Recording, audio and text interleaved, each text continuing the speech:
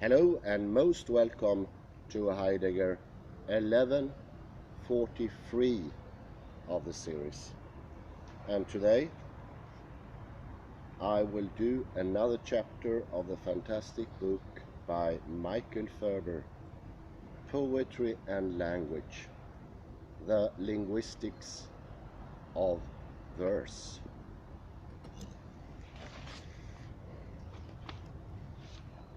I looked through the chapters. Some book chapters are rather mellow, repetitions, or more into the poetry variety.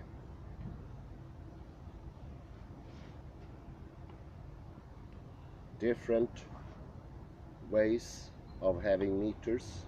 The Japanese haiku goes into the syllable. The syllables are quite interesting as well, but I will take metaphor and I will make a little introduction first. There is a scene that I'm constantly come back to, and it's at the study hall in Copenhagen, where the son of Niels Bohr, Åge Bohr, almost balks at his doctorates. Don't come here talk about existence. Why was that? It always remained in my memory. Well, there are things that are much more important than existence. Existence doesn't really do anything for us. When you do quantum mechanics, you do it. Classical physics is more passive. Quantum physics is a production. It's more of a process. Taking a verb. Metaphors are very similar to what's going on in quantum physics. I don't think it would be an exaggeration to say that the Higgs boson is actually a metaphor.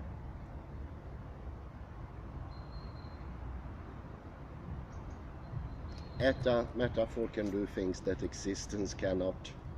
Actually, existence is in itself a metaphor, or metonymy. What does it mean, the metonymy existence? Maybe something stable, unmovable, smallest entity, something that you might be able to rely on. These are the parameters of existence. I think it's not that hard for you to understand that they are not very fitting within science. They don't do anything for you. And I say proper and good metaphors, they do something. Something happens. Otherwise, why do them? And this is exactly the why that Martin Heidegger asks us to uncover. The why we've forgotten. 2 lectures ago, 1141, we spoke about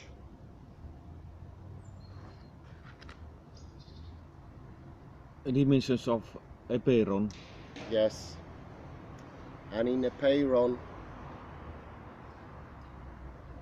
Stephen M. Rosen, so vividly, so illustrative, makes a history of things that must be the most exceedingly boring ever, but so incredibly important. And he depicts this stillness of existence and how it, in 1874, with the Michelson-Morley discovery of C, breaks, and there is no longer any staticness. The metaphor of existence, so to speak, itself came under question. And one could say 1874 is when Y enters into the stage once more.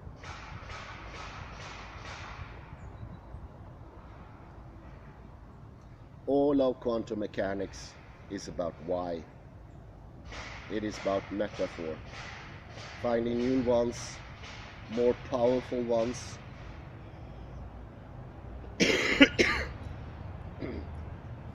They could be more encompassing, they could be more distinctive.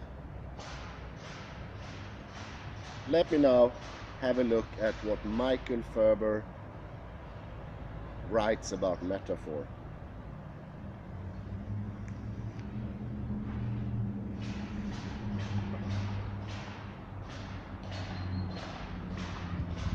This is oddly from Aristotle, a quote, 3 quotes. But by far the greatest thing is to be metaphoric. Next, by far the most beautiful trope, I mean that which consists in what we call translatio, and the Greeks metaphora, quintillion.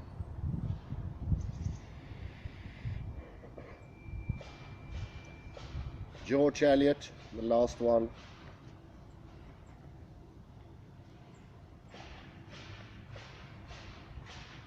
It's astonishing what a different result one gets by changing the metaphor.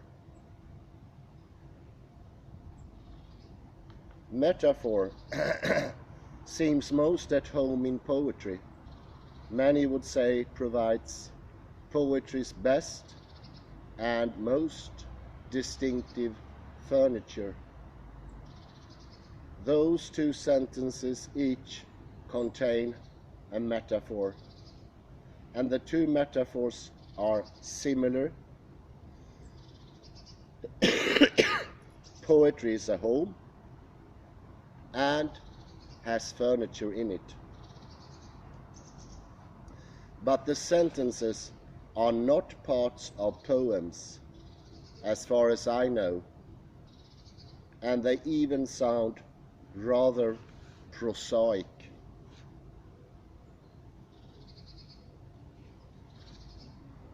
So we cannot make a case that metaphor is the unique defining feature or common denominator of poetry, for there are poems without metaphors, or at least without any expressions that stand out as metaphors.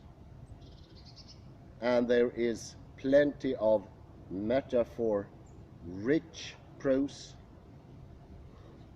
In fact, as Nietzsche insisted long ago, and Lakoff and Johnson and many other scholars have argued in detail in the recent years, metaphors are pervasive in ordinary speech, and many of the ones that strikes us in poetry are variants or extensions of the basic ones we use, usually without thinking about it, all the time. Still, most readers and writers would argue that metaphor counts as one of the characteristic features of poetry, one of the most salient of poetry's family resemblance. In a prose poem, for example, where meter, rhyme, and even line have been abandoned, what keeps it a poem? Many would say, is it its density of figurative language,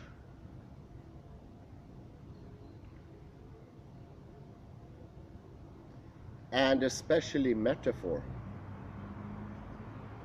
What is metaphor? It's not easy to define with any precision. The two earliest discussions of it in the West are both by Aristotle, one in his Rhetoric, which is about public speaking, and one in his Poetics, which is mainly about tragic drama.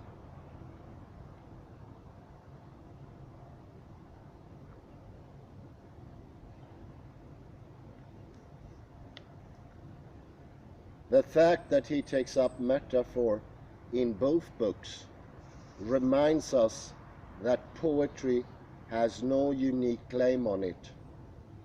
Public orators, Aristotle assumed, should make judicious use of metaphors to persuade their audiences to return a certain verdict or endorse a course of action.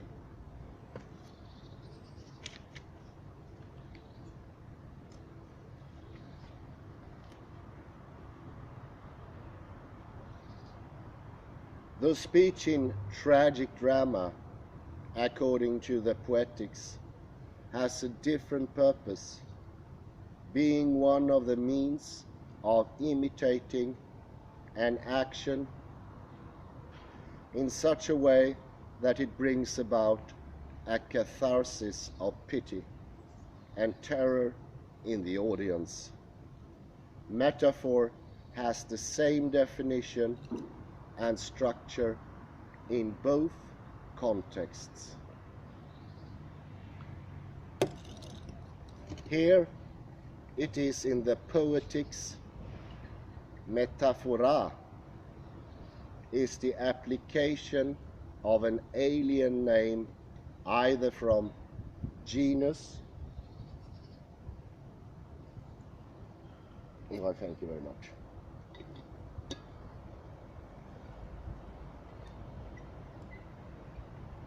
Either from genus unto species, or from species unto genus, or from species unto species, or according to analogy.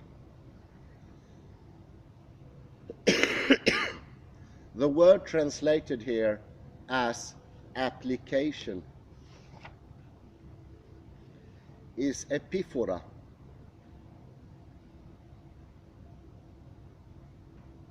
with the same root as metaphora. Aristotle thus makes metaphor a kind of epiphora, though it is usually translated as application. Its kindred verb epiphero can mean impose or confer, so it might be translated as the imposition or conferral of an alien name onto a familiar or a proper name, presumably.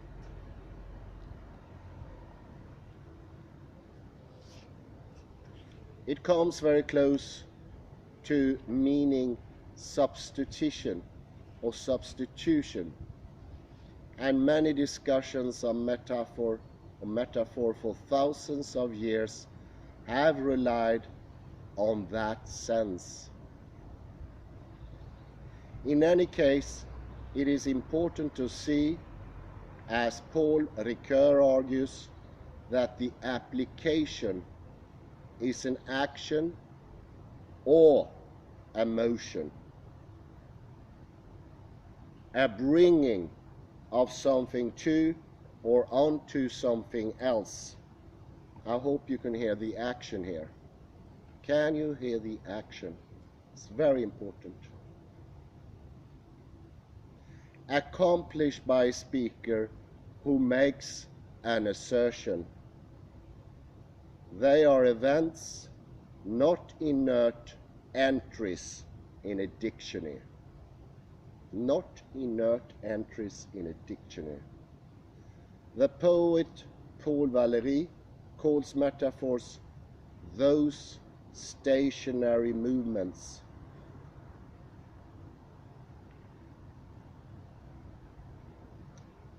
The Greek phero means carry or bear, like Latin ferro, with which it is a cognate.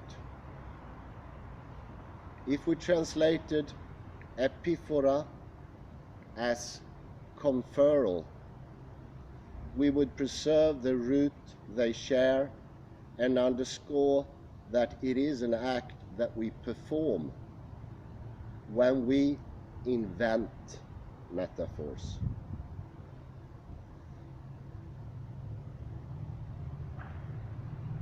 The word translated as name here is onoma, which can also mean noun. Our words noun and name, in fact, come from the same root as onoma, one via French, from Latin nomen, the other from our Germanic heritage. Nouns, we say, name a person, place, or thing. This emphasis on names and nouns, as Ricoeur also points out, had lasting effects on the theory of rhetoric and of metaphor in particular, as if metaphors and other figures of tropes were affairs of words only and of nouns mainly, as opposed to whole sentences or utterances.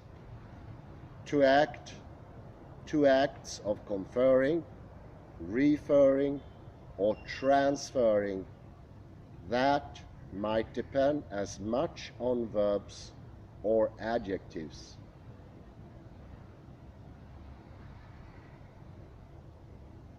Or adverbs as on a switching of a noun.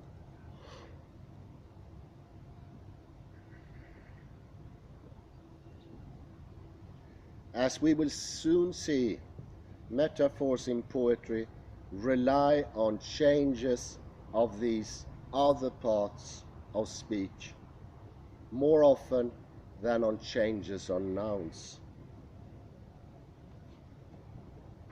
Epiphora, in any case, is the more generic term, and metaphor is a kind of epiphora. Metaphor itself, in Aristotle, has a more generic meaning than we would give it today. However, and since it is the only instance of epiphora Aristotle gives, the two terms seem effectually synonymous. They have the same verbal root as we saw. The prefix meta could mean any number of things, such as among, by means of, back, across, and over. The verb metaphero could mean carry over or transfer, again with the same root, or change.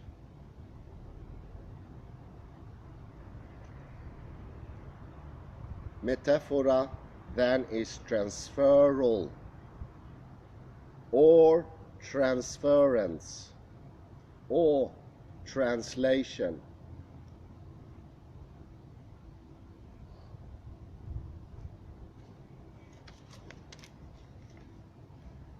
In fact, Latin translatio was used to translate metaphora. In modern Greek, metaphora also means transport or transportation. And the Greek government has a ministry of metaphora. You can see trucks driving around Greece bearing the sign metaphora, mobile metaphors themselves.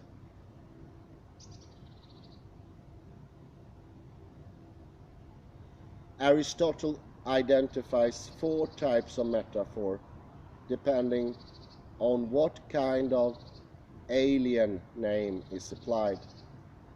The first 2 types we would not call metaphor now, but rather synecdoche or metonymy, as we will see later.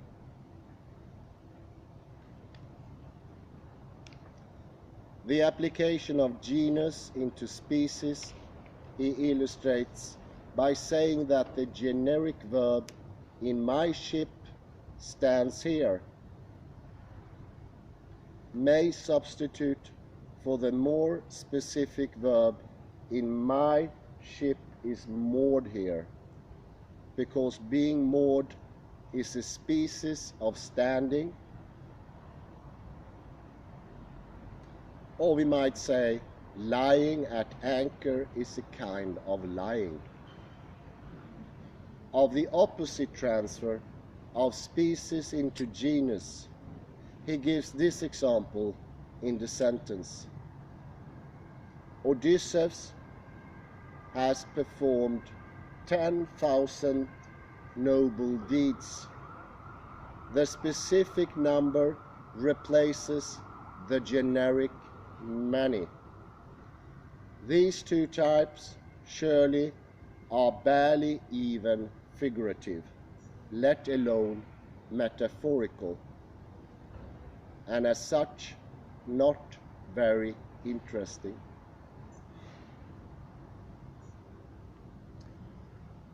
More to the point is the 3rd type, species for species, where the transference comes from another semantic realm, a domain alien to the context. Aristotle gives 2 clauses as examples. 1. Draining away the life with bronze, where life, psyche, is treated as something liquid, such as blood. And 2.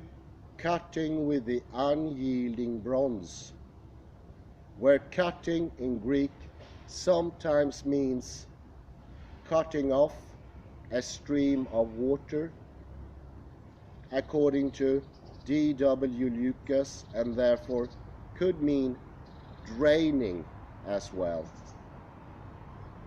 As Aristotle goes on to say, the 2 clauses can substitute for each other.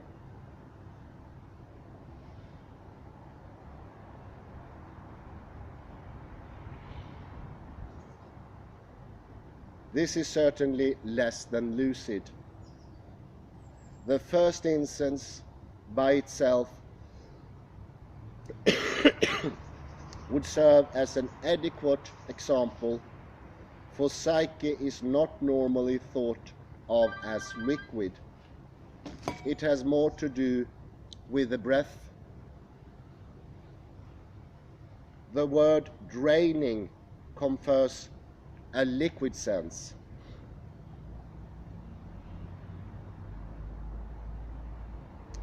The alien species on a non-liquid species.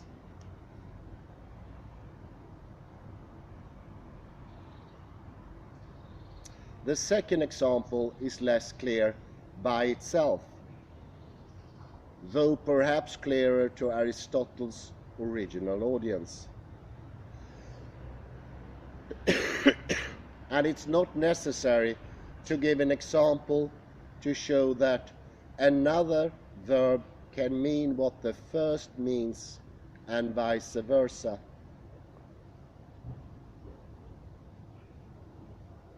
Aristotle then confounds the matter by saying they are both instances of taking away, as if together they are an example of the second type,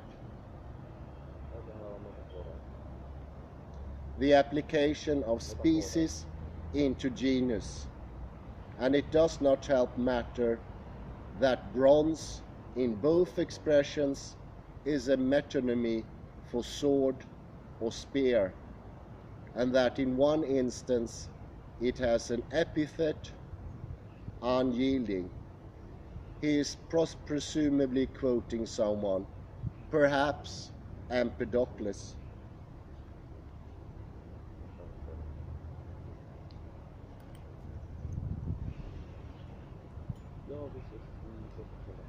I think this third type can be justified nonetheless.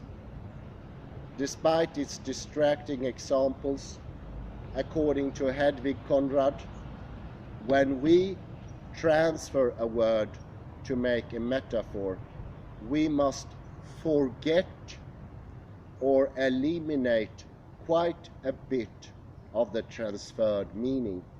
In the movement, something's got or gets forgotten. Jag ska bara ta bort den. Eller du behöver stanna.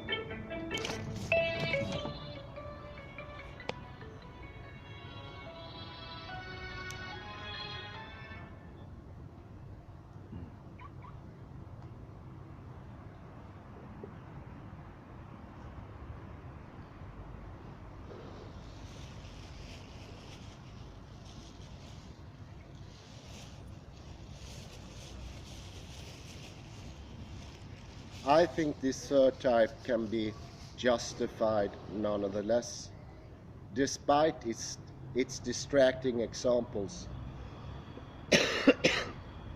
According to Hedvig Conrad, when we transfer a word to make a metaphor, we must forget or eliminate quite a bit of the transferred meaning. When we say Achilles is a lion, we must forget about certain features of a lion, such as its tail and mane, its 4 feet, and so on, and consider only its strength, speed, and ferocity. In other words, we are abstracting certain traits in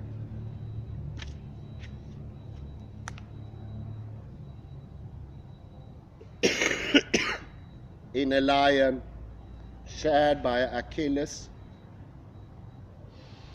and by the same token abstracting certain traits in Achilles shared by lions. They are 2 species then, one of the genus of strong, fast, and fierce creatures. Conrad writes, the 2 terms of metaphor behave like 2 species joined by the representation of a genus. Or we can think of it through a Venn diagram. Venn diagram are circles that intersect, where A is Achilles and B is a generic or typical lion, the overlapping lozenge. In the middle is strength, speed, ferocity, and whatever else Achilles might plausibly share with the lion.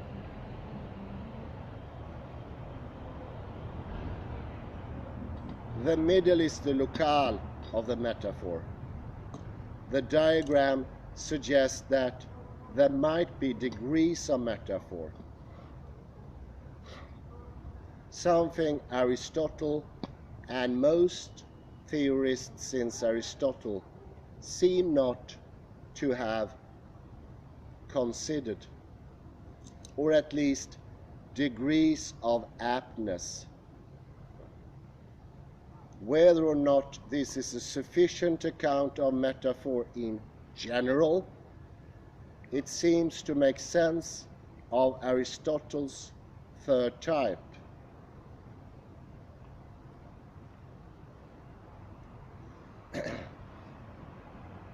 Things can get more complicated, of course, than Achilles is a lion. In the sentence, Achilles crouched, snarled, and pounced. The main comparator noun, lion, is unspoken but implicit in the three verbs, which are literal when governed by a lion.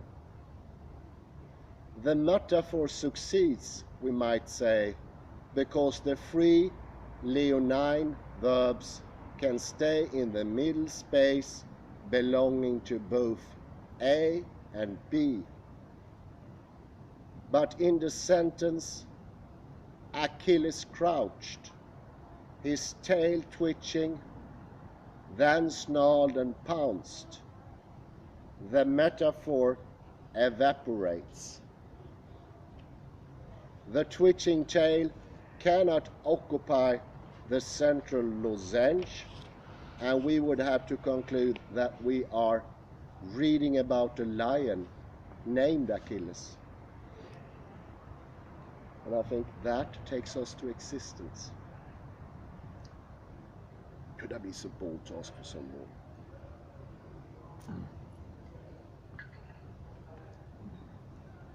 If these three types of metaphor were the only ones Aristotle could come up with, he might not be remembered as its prime explicator. It is his fourth type, analogy, to analogon, that has impressed itself on all subsequent discussions of metaphor until recently, and still shows up in handbooks of literary terms. In the rhetoric, he does not even bother with the first three, but goes right to the fourth, with lots of examples.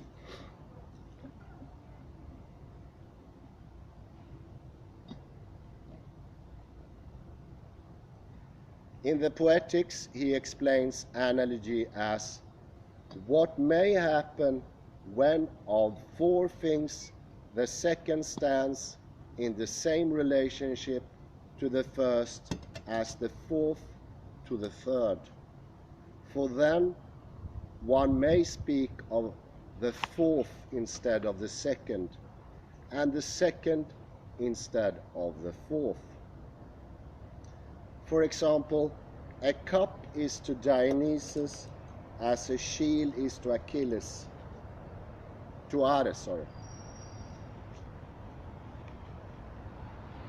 So we could call a cup Dionysus' shield, and a shield Ares' cup. To put it in a formula, literal or normal, Dionysus, 2 cup, 3 Ares, 4 shield. Metaphorical, 1 Dionysus, 4 shield, 3 Ares, 2 cup.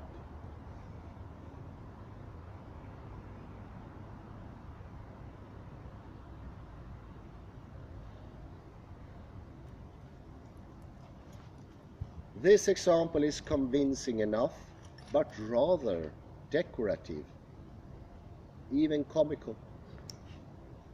More fundamental and fruitful is the next example. Old age is to life as evening is to day. We may switch either term with its analogous term and assert, he is the evening of life, or the day is entering old age.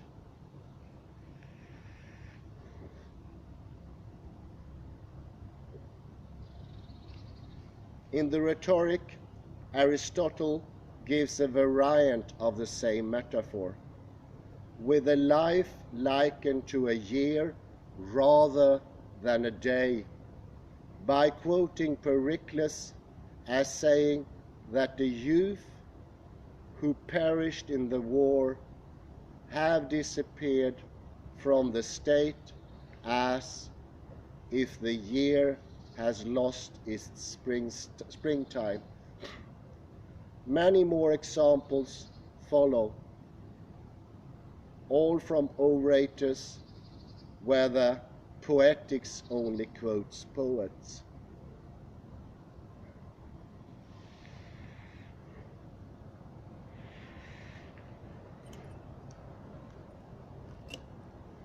For many centuries, discussions of figures or tropes stayed more or less within the Aristotelian paradigm and categorized all the figures as substitutions,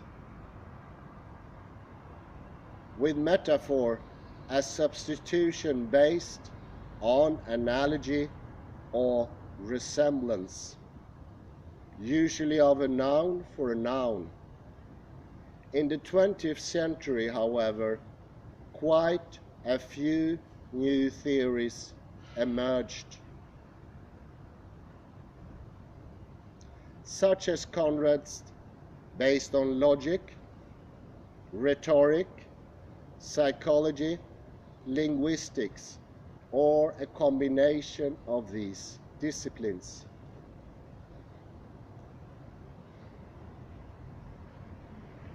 They have brought greater depth and greater clarity to the theory of metaphor, though there is something irreducibly messy about the subject that no theory has fully tidied up.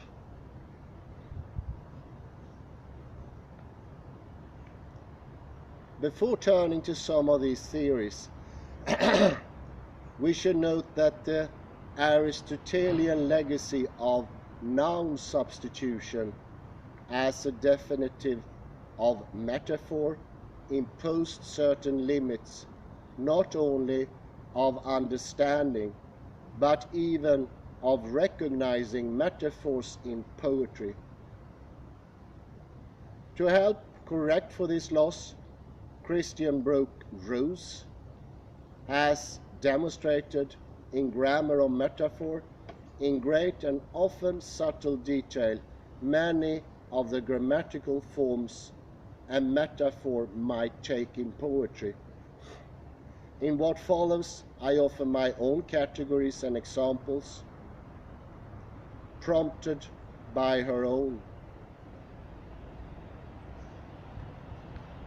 This is odd because Lakoff and Johnson writes the same in Philosophy in the Flesh, that most people are not aware of the transaction going from verb to noun, and therefore they get blind to the establishment of ontic things. I thought that was very interesting. So by ignoring grammar, we could fall into a sort of a trap that leads us to existence or staticness. And Heidegger emphasized the participles. Let's see what Micael Ferber does with this. The grammatical form noun phrase is noun phrase, noun is noun, you could say, where both elements are nouns or noun phrases, would seem to be the most basic form, but it is less common than we might expect.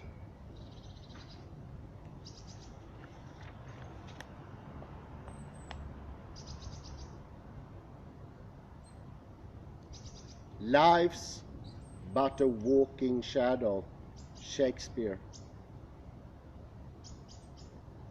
The child is father of the man, Wordsworth. L'aigle, c'est la genie. The eagle, that's what genius is. Nature is a temple, Baudelaire. Der Tod, das ist die kühle Nacht. Death is the chilly night, Heine. A sonnet is a moment's monument, Rossetti.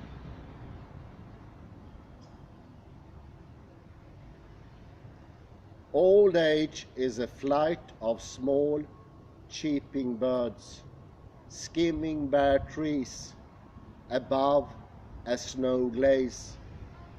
William Carlos Williams. Love is a universal migraine. This is from Graves. Occasionally, we see a negative version of this form. This life is not a circus where the shy performing dogs of love look on. Ferlinghetti.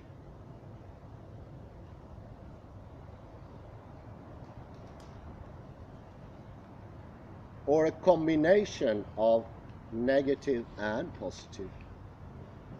As this life is not a gate, but the horse plunging through it, Hirschfeld.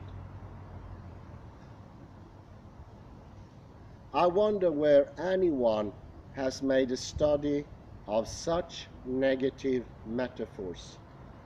The results might be interesting, though they would probably overlap with the technique of piling on metaphors or similes, which we will look at shortly, since it implies that they are all negative or at least inadequate.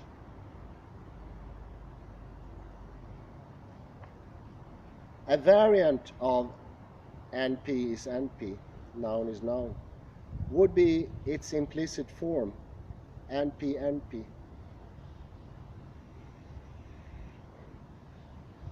Without the copula or the equation. The god of war, money changer of dead bodies, Aeschylus. Invention, nature's child, Sidney.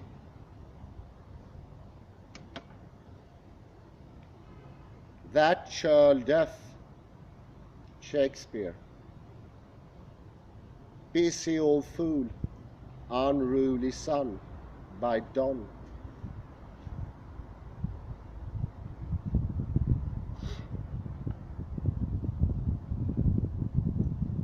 O wild west, thou breath of autumn's being, Sydney. Life the hound, equivocal, comes at a bound, either to rend me or to befriend me, Robert Francis. My life has stood a loaded gun in corners, Dickinson.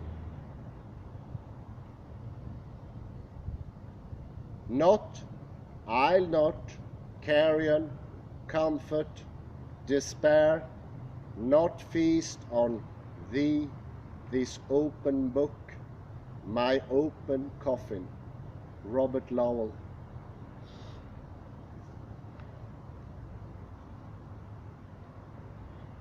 On a larger scale, the NP-NP form, where a noun phrase is followed by a noun phrase without the copula or equation, might occupy an entire brief poem, as in Ezra Pound's famous haiku called "In a Station of the Metro." The apparition of these faces in the crowd, petals on a wet black bough. Several of these and those that follow are personifications, that is, attributions of human characteristics to something not human, and in particular, not animate. Nature as a child, death as a churl, the sun as a fool.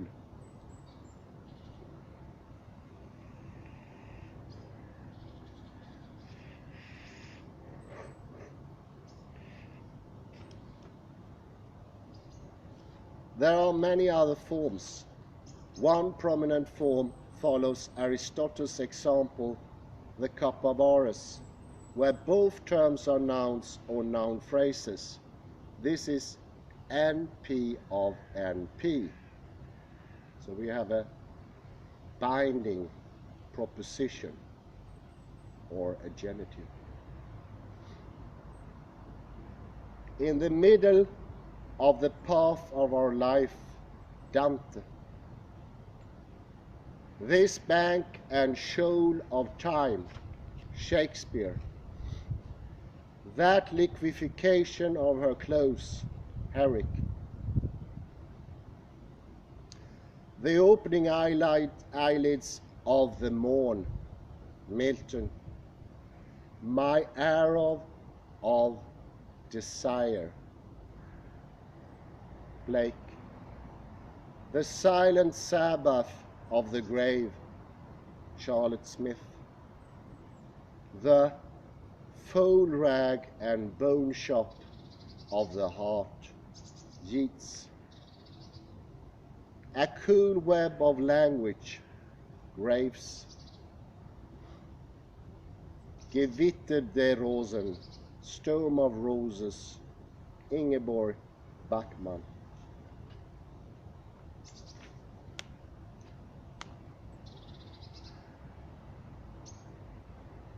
The Flute End of Consequences, William Stafford. The heavy industry of each other, Mark Strand.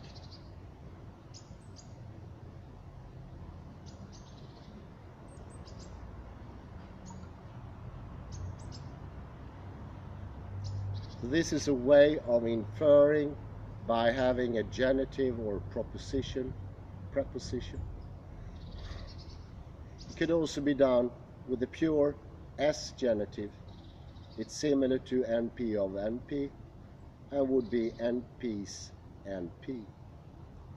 The Heart's Forest, Wyatt. Time's Fell Hand, Shakespeare.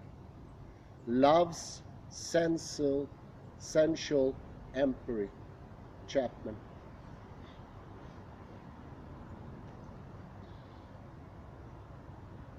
It also strikes me that Socrates used, unbeknownst to himself, long before Aristotle or sometime before, he used metaphor to get rid of the sophists, the theatrical people, the one who was making music and singing in arguments, to get rid of them, and thereby inferring, unbeknownst to everyone else, metaphor to prove a point, which is in itself an artistry or a sophism, the same thing he accused the sophist for doing.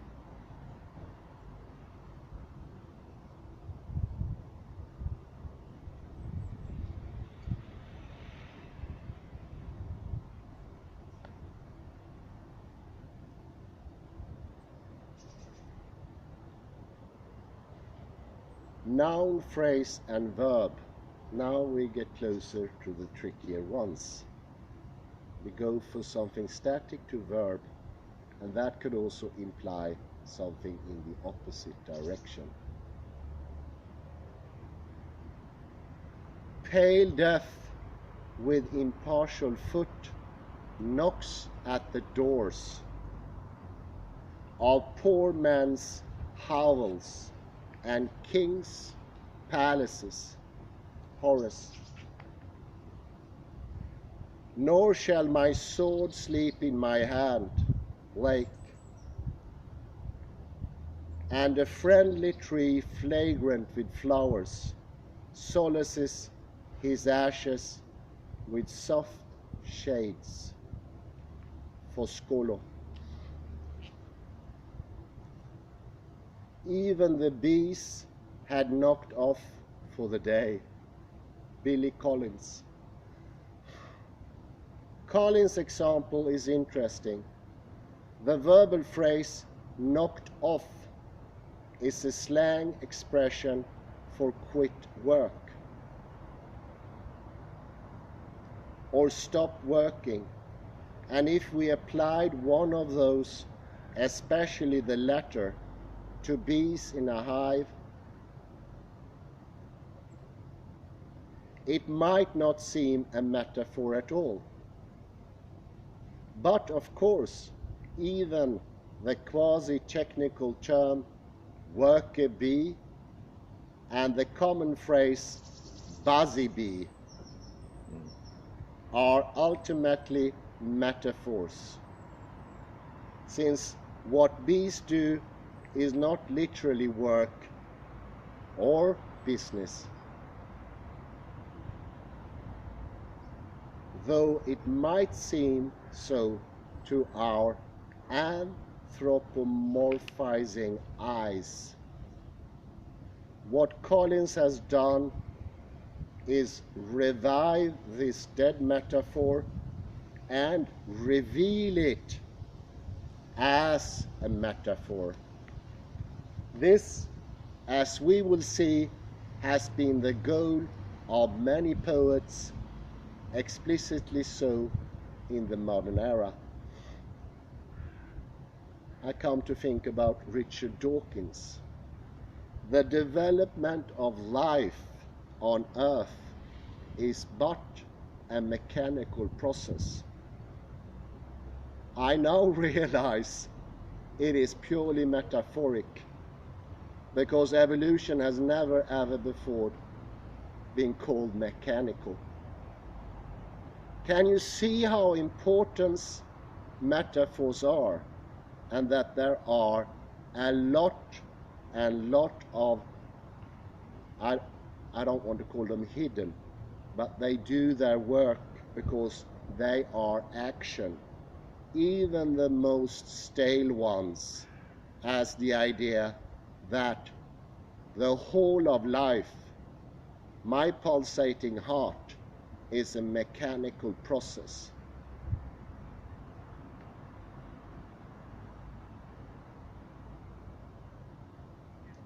Sometimes the metaphor implicit in a noun, verb constructions will be made explicit in a simile with like or as.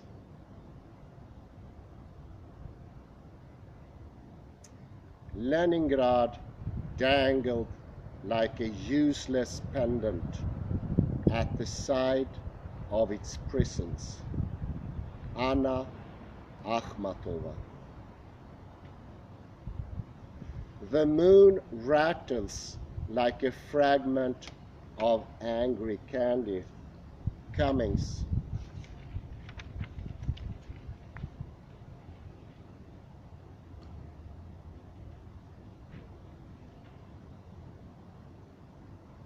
noun phrase and verb phrase can be in the opposite order. I can wade grief, Dickinson.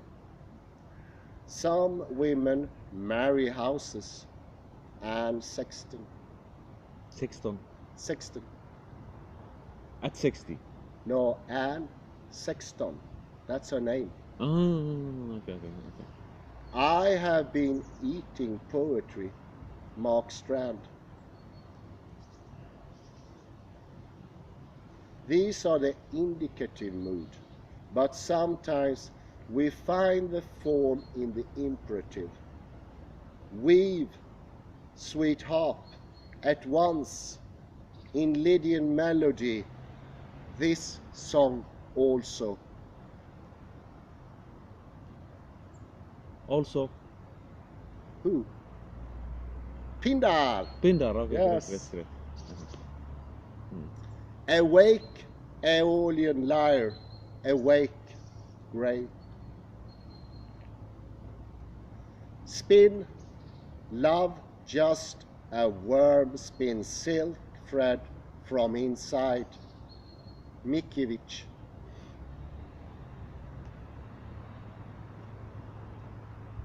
Thou hast a voice, great mountain. And here we infer has. Has will lead us to is. And is, it is the tricky one. Because is, I think, could lead to such things as Oceane stain.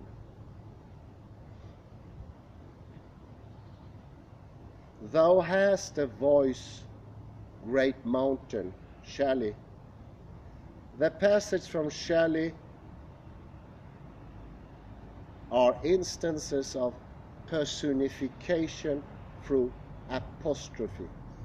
And that reminds us that some expressions, no matter what their grammatical form, may be metaphorical even if they have no metaphorical word, as long as they are addressed to animate or inanimate object or an abstraction. Very important. Had Shelley written just, "O great mountain," and left it at that, he would still have personified the mountain, attributing consciousness and understanding to it, simply by speaking to it. We shall return to apostrophe briefly in the section about tropes.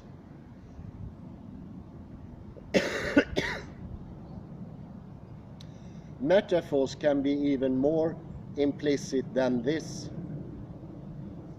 In Denis Levertov's lines, "After I had cut off my hands and grew new ones," there is no metaphorical term at all, none. But we know we are not to take the lines literally. And not just because it would have been impossible for her to cut off her second hand. These are metaphorical hands and a metaphorical cutting.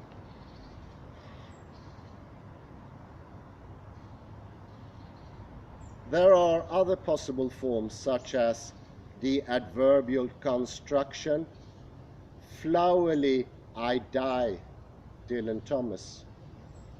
And I hope the reader will find it as interesting to search for them as I have. Poets have never felt obliged to lay out their metaphors in NP is NP form or in any other form. and they often combine the forms presented in this section so that metaphor links with metaphor, as in Cummings' clause, a moon scratches the skin of the organized hills. But now we shall turn to recent theory about how metaphor works. I'll ask for some tea. I do apologize for my scroggly voice.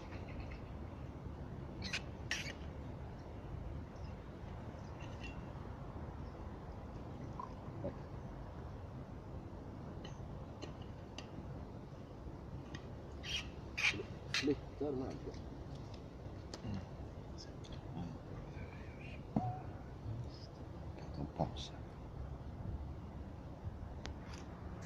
The most influential 20th century discussion on metaphor in English is the final pair of chapters in I.A. Richards' The Philosophy of Rhetoric from 1936. Though he was renowned as a literary critic, Richards dismisses the idea that metaphor is the preserve of poets, or that it is a special and exceptional use of language. He goes so far as to say that metaphor is the omnipresent principle of language,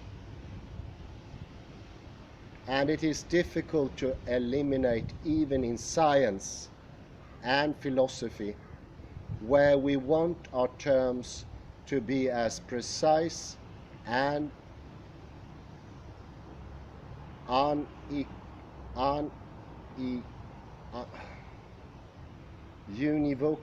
univocal as possible,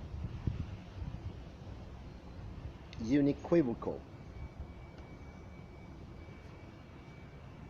He defines metaphor as two thoughts of different things active together and supported by a single word or a phrase whose meaning is a result of their interaction. His emphasis throughout his book is on the activity of words and thoughts, on what he calls their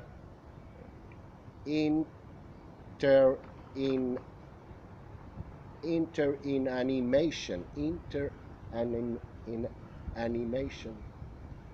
That unusual word he took from a poem by John Donne, and it is not yet admitted into the OED, but it captures his sense of the way words can animate or enliven each other by interacting in unusual contexts.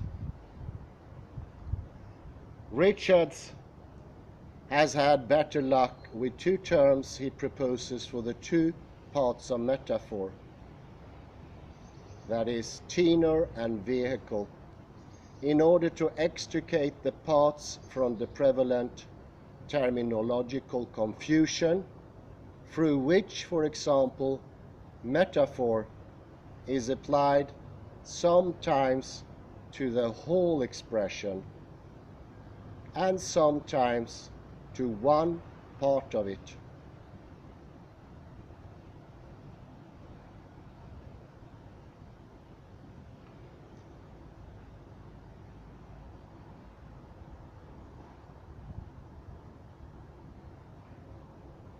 The tenor is the underlying idea or principal subject which the vehicle or figure means.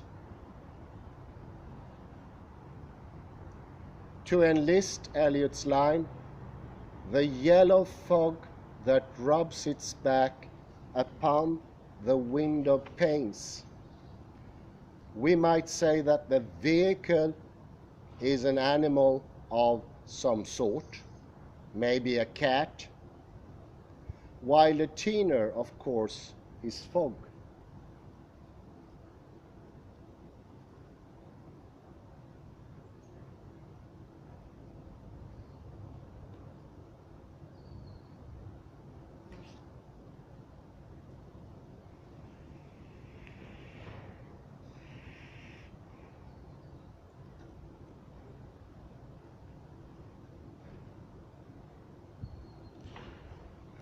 But Richards might have been more thorough and precise. On his own assumptions, he should not suggest that it is the vehicle that means. If anything, it is the tenor that means, and that the vehicle that bears the meaning as the means to meaning. Perhaps, better put, both tenor and vehicle contribute to the meaning. It emerges from their interaction or interanimation. Though he emphasizes the omnipresence of metaphors in language, Richards analyzes several of them taken from poetry, largely to illustrate the failings of earlier treatment. Lord Keynes, he says, quotes a line spoken by Othello: "Step me in poverty to the very lips," and finds it wanting, for poverty must here be conceived to be a fluid which it resembles, not in any manner. Richards concedes Keynes' point that poverty, the tenor, is a state of deprivation, while a wet or sea for steeping the vehicle is an instance of superfluity. He tries to rescue the line, however, by putting it back into context, a longish speech by Othello, where there are other metaphors involving liquids, and by noting Othello's mental derangement at the same time he makes the speech. But we might question the rescue. It is surely right to look at the context. But it seems too easy to resort to Othello's state of mind to explain away an extreme or forced metaphor. And is it so extreme? Isn't there an interesting and persuasive sense in which a person can be steeped or soaked in poverty? To be impoverished through and through, with absolutely no hope of regaining any wealth. Wouldn't that be well described as being steeped? One could be swimming in a sea of poverty, desperately seeking dry land. We do not find it odd to say, a man is up to his ears in debt. And if debt can be a liquid, why not poverty? Perhaps too, in the domain of the tenor, we can find connotations that are liquid enough, such as the likelihood that a man in abject poverty will lack a roof over his head and be frequently drenched with rain. Richards did much in his many writings to open readers' minds to the richness of metaphor, and in taking his argument further here, I hope I'm acting in his spirit.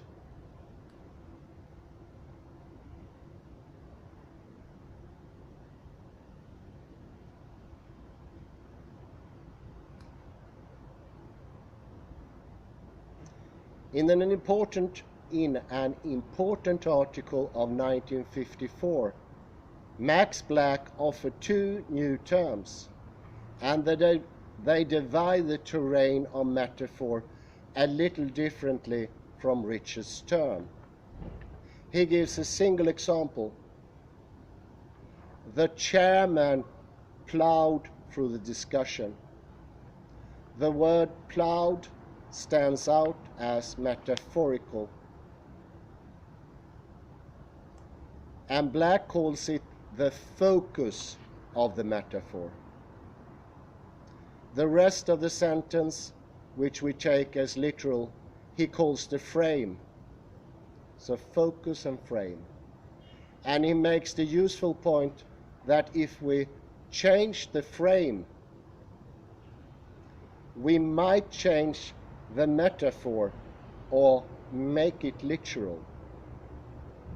After reviewing the substitution theory and the comparison theory, both of which he thinks might account for only certain metaphors, he sides with the interaction theory of Richard as the best so far, though he has some reservations about Richard's argument and terminology. Black offers a metaphor for metaphor, a filter, and suggests that the principal subject is seen through the metaphorical expression. In the example, man is a wolf, we look at the subject man through the filter wolf, the focus. It is not a matter of substituting another word, as in man is vicious, but of mobilizing what he calls the system of associated commonplaces about wolves, what everybody knows about them, but filter or organized so that only relevant wolf lore is brought to bear.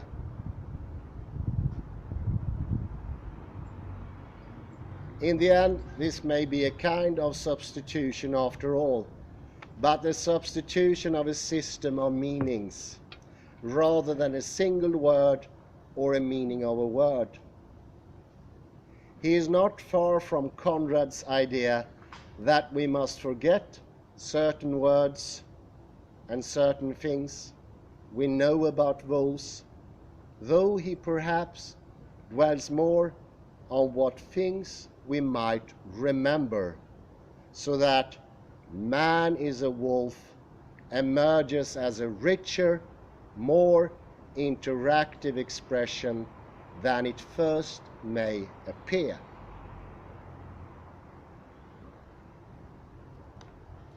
I like this one as well. God is a metaphor. Something I encountered when I had my first meeting with two communion priests sometime out in Poikibu. God is a metaphor. And I remember he meant it in a way that it in itself was metaphorical. In what way? Well, he tried to take the importance of God by using the word metaphor metaphorically. And I remember I didn't have any antidote to that, but I still felt it to be wrong or not correct.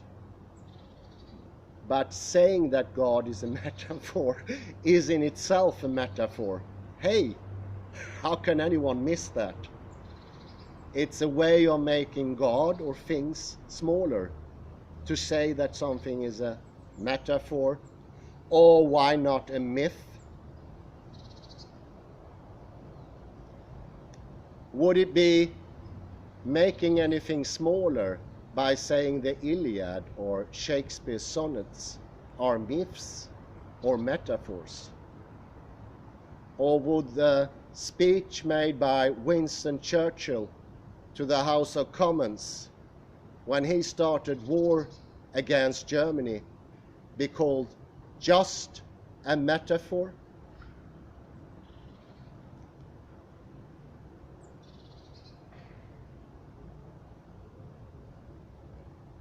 Black's terms focus prompts the thought that a filter is like a lens. A lens might magnify, but it might also alter its subject in other ways, moving parts of it into and out of focus, distorting shapes or adding colors. A telescope and a microscope gave different perspectives on things. And perspective is the term Kenneth Burke chooses for the application of metaphor. Metaphor is a device for seeing something in terms of something else. It brings out the thisness of that and the thatness of this. A lens is also like a light, and as Dennis Donahue has well said, a metaphor is seeing one thing in the light of another. Everything radiates its own distinctive light, and it may illuminate anything else brought within its range.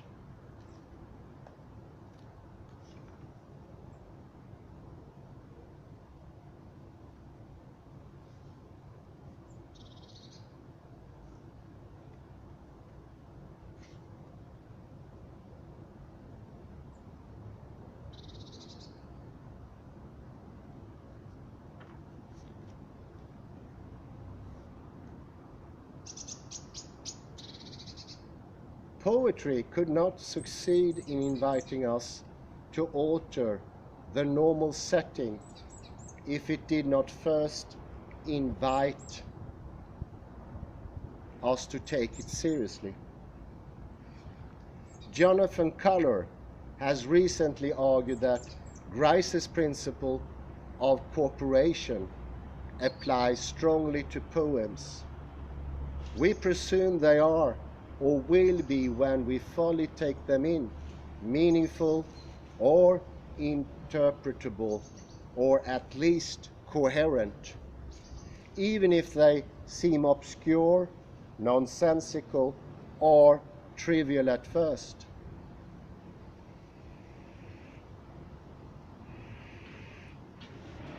We do so not because poems are speech acts like those of daily life, or even representations of speech acts by a poet, speaker, or persona, though they may be, but because a poet and a publisher, we assume, would not go to the trouble of putting a poem before us if they didn't think it was significant or worth of time. There are limits to this principle of cooperation or generosity, of course, because a poem may remain stubbornly impervious to our efforts, and life is too short to waste it on an irritating and unrewarding text. I have sometimes felt that certain poets have abused our welcoming, grace and openness, and published things like cold poems that are really senseless and trivial. If we rebuke them, they might appeal to the Zen-like idea that anything in the world can be appreciated as wonderful if it is meditated upon attentively, and any so-called poem might induce such an epiphany. If that is so, if we who do the work, we have the right, if only because there are already a billion poems in the world, to withdraw our charity and show such poems the door.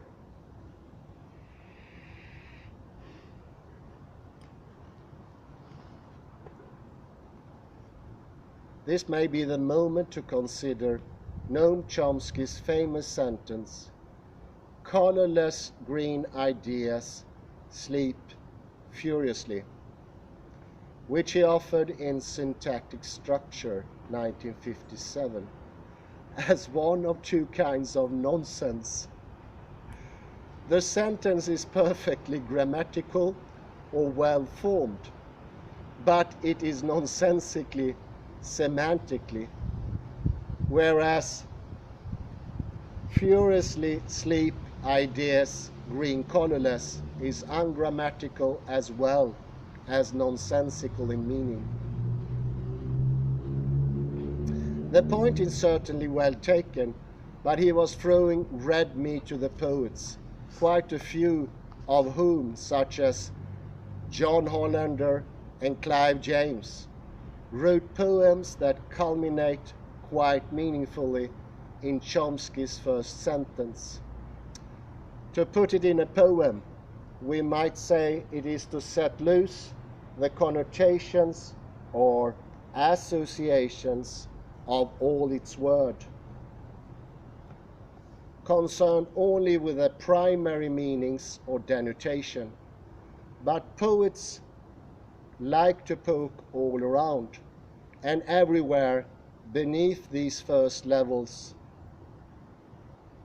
Colorless can mean dull or stodgy, for instance, while green can mean new or immature. Shelley's Ode to the West Wind has already come very close to saying that ideas sleep like seeds in the earth and even dream until they are awakened. To sleep furiously might mean to have furious dreams, and so on. As far as that goes, the kinds of syntactic dislocation in poetry that we examined in chapter 5 might even let us rescue the ungrammatical version if we may add 2 commas. Furiously sleep ideas, green, colorless, is no more ungrammatically than silently enter Greeks, vengeful, enraged. Poets can be really annoying. Here is a very important point. Why does Noam Chomsky try to say that colorless green ideas sleep furiously is meaningless and doesn't carry any form of intention? Well, the reason is he tries to make a barrier between poetry and proper meaning. This is the same as Aristotle did. This is the same that classical physics did. Very important not to think that physical, intentional, or scientific language can be metaphorical. Because if that happens, the very foundation that Chomsky is standing on seems to get lost by himself.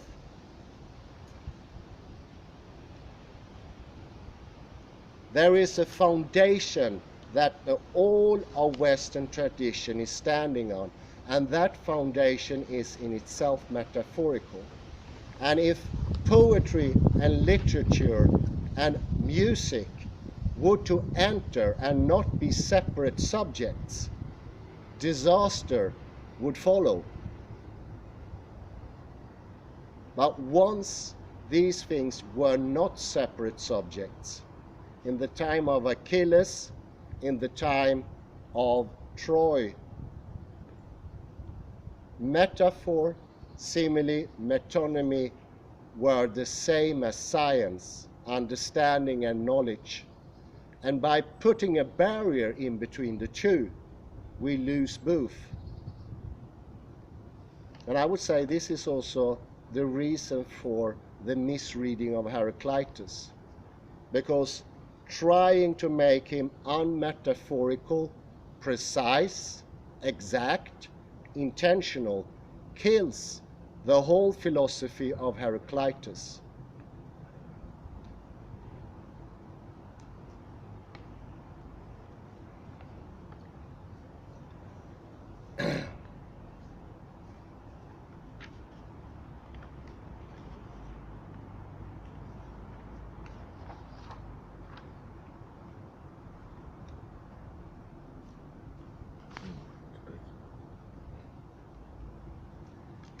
Ge lite kaffe.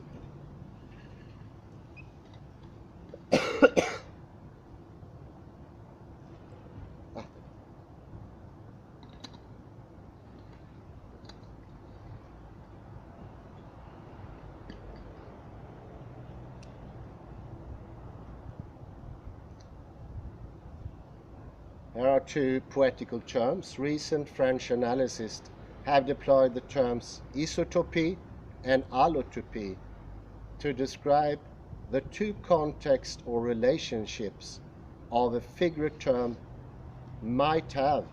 If a cup is used to mean wine, we may say that the two words are isotopic. They belong to the same topic, and one is an isotope of the other. If cup is used to mean shield, then the words are allotopic. They belong to different or disjunct topics, and one is an allotope of the other. Context may change, of course, if we're talking about, say, boxing. The cream puff is waiting is a metaphor. Cream puff come from an allotopy, food types, and that does not overlap with strenuous human contact sports. But it can be an isotopic metonym to a waitress who has forgotten the customer waiting for the tab for his dessert.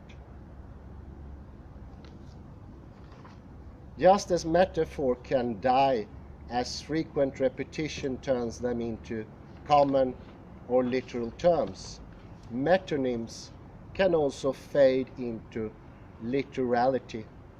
Perhaps the best example of this process are the names of made things derived from places where they were originally made, such as China, Kashmir, Canary, hamburger, cheddar.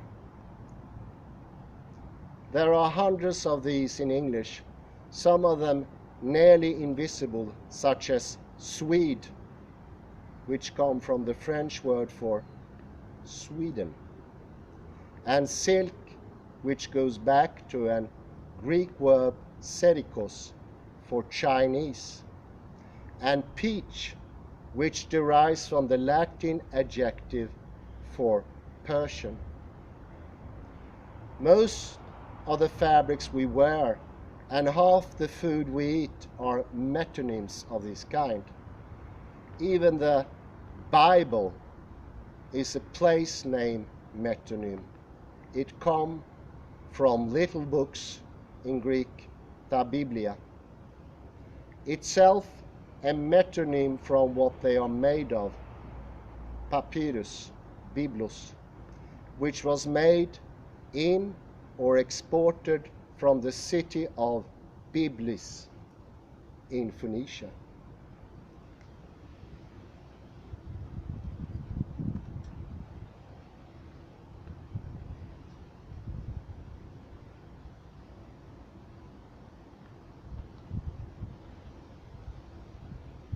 But what about synecdoche, which often complicates discussions on metonymy? Quintilian discusses it first and defines it as substituting a part for a whole, or a species for a genus. Roof, for example, stands for house, or stern for ship. For a more interesting example, he offers the stirs bring back the plough as a metonymy for evening, since it's part of evening's activity that draft animal returns to the yard or barn. He then says that metonymy is not very different from synecdoche. Most scholars of rhetoric today consider synecdoche a kind of metonymy because it involves exchanges within one semantic domain. But a group of structuralist rhetoricians in Belgium, under the group name Group Me, the Greek me for metaphora, has argued that synecdoche, which they define as going from the particular to the general, from the part to the whole, from the lesser to the great, from species to genus, is the most fundamental trope. A metaphor on this assumption is the product of two synecdoches. The idea seems to be that to get from Achilles to lion, we first call Achilles the ferocious. For example, thus singling out one of his prominent traits and placing him in a more general category of ferocious beings. And then we choose another instance of notably ferocious beings, the lion, which we could also call the ferocious.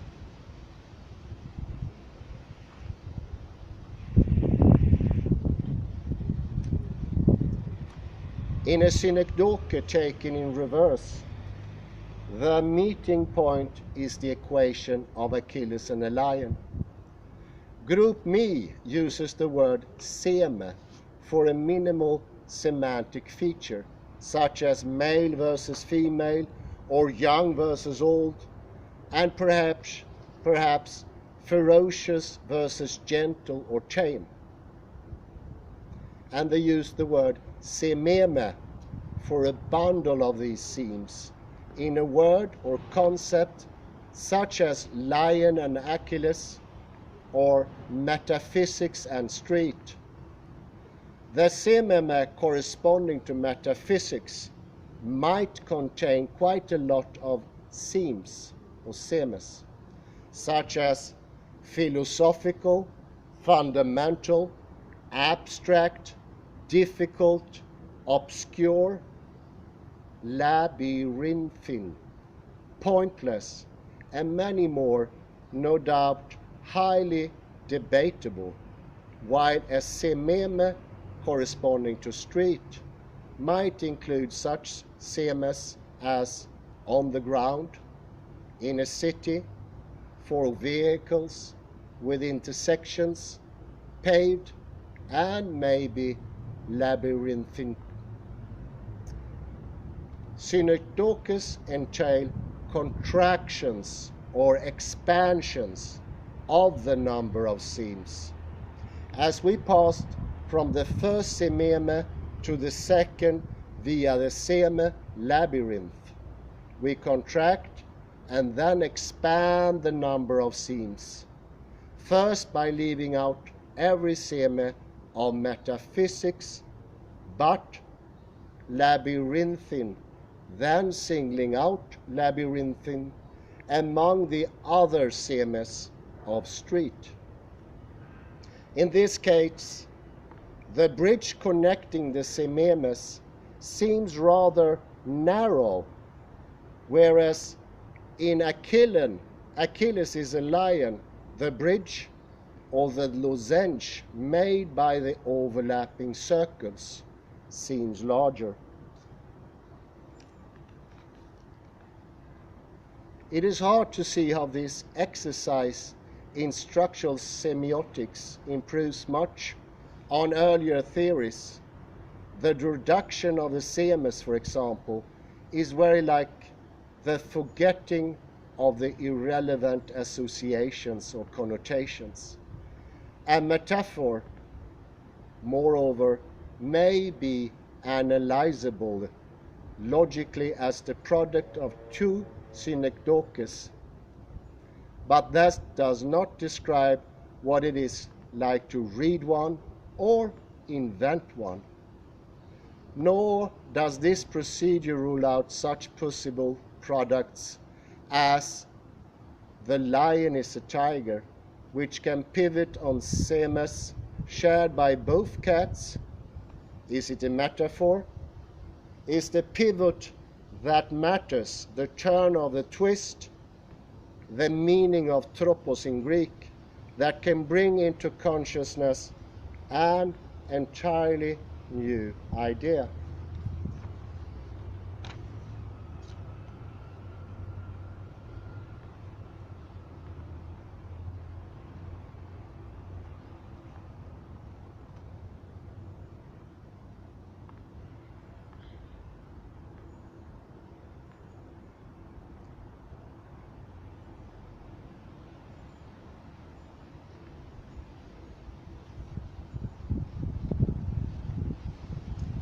In a brilliant and influential article of 1956, Roman Jakobson redefined the syntagmatic or combinatory level of metonymy and the paradigmatic or selective level as metaphor. Then he connected the two functions to two types of aphasia or speech disorders. One, the similarity disorder, in which patients can make syntactic connections and associate objects with context. Knife may lead readily to fork or bread, but cannot come up with the word for the thing when shown it. 2. The contiguity disorder, where patients lose command of grammatical words such as prepositions and articles as well as word inflections, but hold on longer to lexical words or their roots. Metaphor, Jakobson summarizes, is alien to the similarity disorder and metonymy to the contiguity disorder. Jakobson's theory of aphasia, after stimulating some further research, seemed to have lost its importance among neurologists and psychologists, and the minimal Saussurian notion of syntax as combinatory has left behind by more powerful models of syntax proposed by Noam Chomsky and his fellows, which shows quite clearly that syntax is governed by rules that have little to do with contiguity in any but the vaguest sense. Moreover, to substitute factory for schoolhouse along the paradigmatic axis or black for red seems less metaphorical than metonymical, since both factory and schoolhouse belong to the isotypy of building types, and black and red are both colors. To say the schoolhouse is a factory is certainly to create a metaphor, or so one hopes.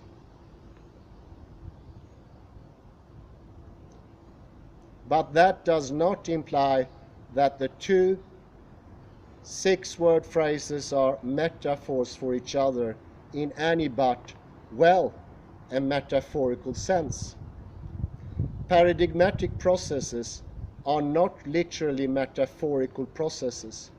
Still, Jacobson's identification of the syntagmatic axis with metonymy and the paradigmatic axis with metaphor has prompted a good deal of interesting work. In the aphasia article itself, he makes some sweeping generalization about literature, that, for instance, Romanticism privileges metaphor, for instance, while realism privileges metonymy, and that within poetry lyric is metaphorical and epic metonymical.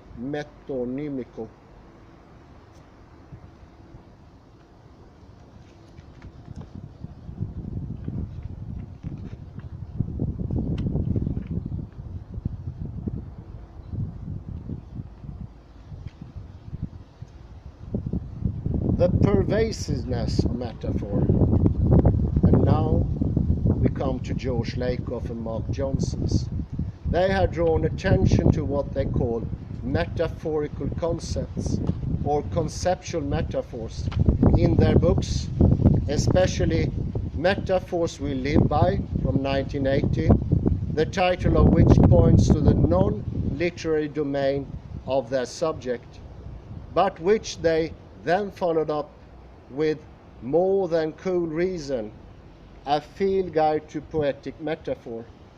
The metaphor they unearth in the early book range in generality from argument is war, which we remember. They state them as equations, and time is money, to such ontological metaphors as events are containers, or why not, space is a receptacle, from Plato. I shoot down this argument. We are carrying the tenor of argument, as Richard might say, on the vehicle of warfare. And when we say we spend time or lose time, or we live on borrowed time, we are transferring money terms onto time. These cases need only to be stated to reveal themselves as metaphorical. More subtle and abstract are such expressions as I went to the race. An event is an entity. And I dropped out of the race. An event entity is a container. In this and similar cases, which Lakoff and Johnson are very good at detecting, we seem to be at the borderland between metaphor and metonymy, or even between metaphor and literality, because much depends on how literal an event, for example, can be said to take place, and whether prepositions such as to and out of in these expressions can be said to be literal about space but metaphorical about time. Indeed, whether spatial relations are inevitable vehicle for temporal relations. These are deep waters, to use a familiar metaphor perhaps. Thinking is sailing a ship. And we will try to navigate them again. I think we'll come to conclusion here. There is different way of go about these things, and I think we are ruled by the idea of that there is a difference between metaphor and metonymy. Metonymy is more literal, and when we confuse the two, we can get stuck. And I would say that the words ousia and estein that Heidegger tries to uncover are stuckedness, that we confuse ousia and estein as being metonymies when they are more closer to metaphors. And since what quantum physics has discovered is that we were actually ruled by metaphors. And we discover that they were metaphors, brilliantly put by Stephen M. Rosen, as object in space in front of subject, that was put into our mind by Plato himself, saying that the receptacle is what is in front of us, and it contains space and thereby the object.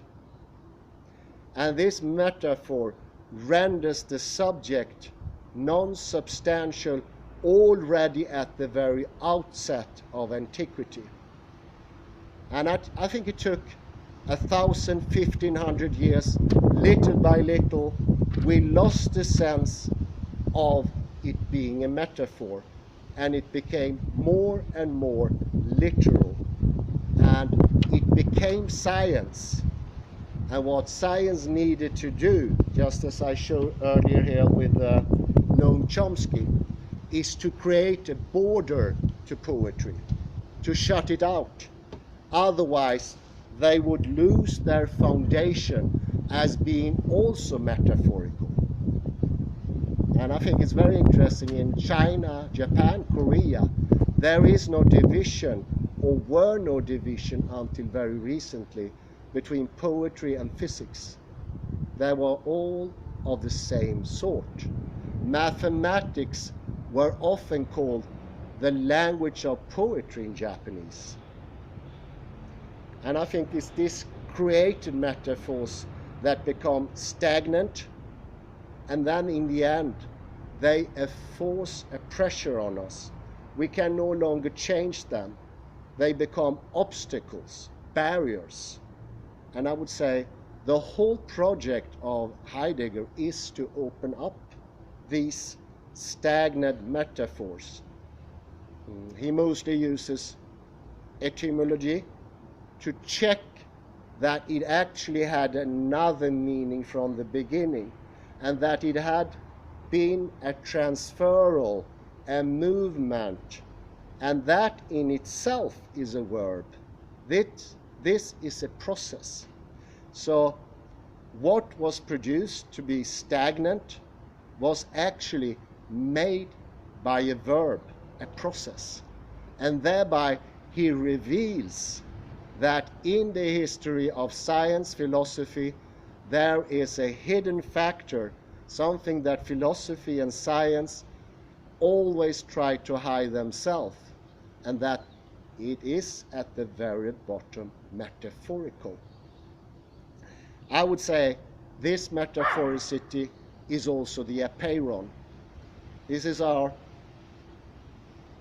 think we got afraid of apeiron because of metaphors, and because they stop to be movable, mendable, stop to be processes, and instead turn into be stagnant, and then they imposed fear on us. And that fear made us create a barrier between the metaphorical and the literal. And somehow I come back to this thing that was stuck in my head for such a long time. And this is the conversation in a Copenhagen University where Åge Bohr once more points out, and he was shouting at the instance, don't talk about existence, talk about parameters.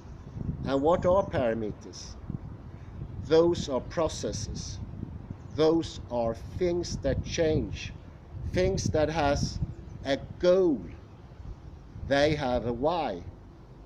And I would say both Åge Bohr and Niels Bohr, of course, and Martin Heidegger dissolved and uncovered the why question. And it's well hidden in this incredible Berlin Wall between metaphor and literal, a wall that is constructed by metaphor itself and therefore can only be dissolved by metaphor itself. Okay, I say thank you very much and have a pleasant afternoon. Thank you.